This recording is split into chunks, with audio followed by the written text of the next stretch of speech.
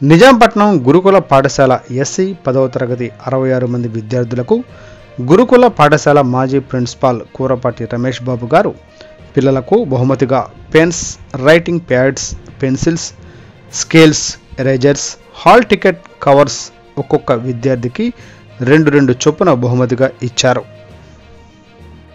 అయితే intermediate exams ఉండడం వలన 17 ఇవాళకి పోస్ట్పోన్ చేశారు. చూసే ఉంటారు, ప్రతి పేరెంటు కూడా పొలమిల్లో లేదా ఏదన్నా పని చేస్తున్న కష్టపడి సంపాదించినటువంటి డబ్బుల్లోనే మీ ఖర్చుల కోసం ఇస్తూ ఉంటారు.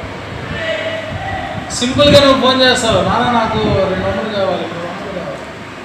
అదే ఇంట్రోడ్ అయితే 500 తక్కువ కావాలని అడుగుతారు.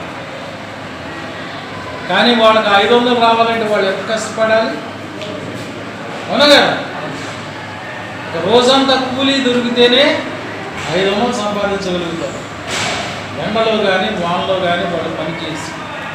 కానీ మీరు దాన్ని తెప్పించుకొని వెంటనే 1 గంటలోనో 2 గంటల్లోనో ఏదో పిచ్చి వాటికి ఖర్చు పెట్టేస్తారు. కానీ వాళ్ళు అంత కష్టపడ్డా కూడా మా పిల్లలు మాలాగా కష్టపడకూడదు, కూలి పనిగా ఉండకూడదు, ఏదో కొద్దిగా చదువుకుంటే ఓ చిన్న ఉద్యోగమో పెద్ద ఉద్యోగమో కనుక చేసుకుంటే గౌరవంగా బ్రతుకుతాడు, సమాజంలో మంచి విలువ ఉంటుంది అన్న ఉద్దేశంతో వాళ్ళు స్వార్థాన్ని చూసుకోకుండా, ఎందుకంటే నిన్ను కూడా తీసుకెళ్ళారనుకోండి, నీకు 300 ఇస్తారు. మిరపకాయలు కోసినా, పత్తి తీసినా, కోతకి వెళ్ళినా కొన్ని డబ్బులు ఇస్తారు మీకు కూడా. మరి ఆ డబ్బులకి వాళ్ళు ఆశించకుండా మళ్ళా ఎదురు మీకే ఇస్తూ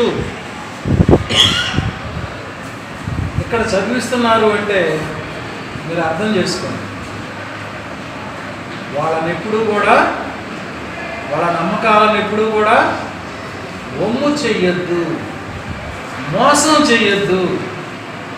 అంటే మిమ్మల్ని మీరే మోసం చేసుకున్న వాళ్ళు అవుతారు. ఇప్పుడు మాసా చూడొచ్చేళ్ళే చదవకపోతే ఏమైందని ఏదో నటన చేస్తూ ఉంటారు. కానీ నిన్ను నువ్వు మోసం చేసుకున్నట్లే. ఎవరిని మోసం చేయని అవసరంలా. నువ్వు చదివితే ఆయనకేం రాదు, మాకేం రాదు, మీ ప్రిన్సిపల్ గారికి ఏమీ రాదు. వాళ్ళ ఉద్యోగాలు వాళ్ళకు ఉంటాయి. అది ఈ స్కూల్ కాబట్టి ఇంకో స్కూల్. వాళ్ళ సర్వీస్ మొత్తంలో ఇలా మారుతూ వాళ్ళ ఉద్యోగాలు వాళ్ళు చేసుకుంటారు.